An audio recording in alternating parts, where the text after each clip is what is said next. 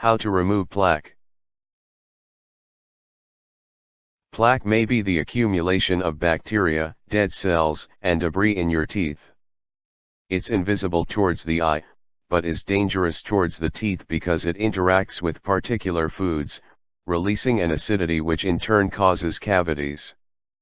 Built-up plaque may also become tartar, that is more difficult to get rid of, and may cause gum recession and inflammation.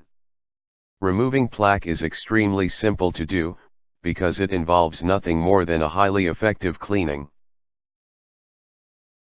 Brushing away the plaque. Locate plaque using a stain. Use the proper of toothbrush and toothpaste. Make use of the correct brushing technique. Concentrate on each tooth individually. Make sure to brush your tongue. Practicing good dental hygiene. Brush the teeth 2 times daily. Floss involving the teeth. Make use of a mouthwash that targets plaque. Avoid sugary and food made of starch. Get regular, professional cleanings.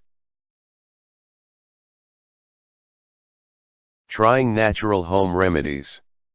Use baking soda. Eat apples and melons.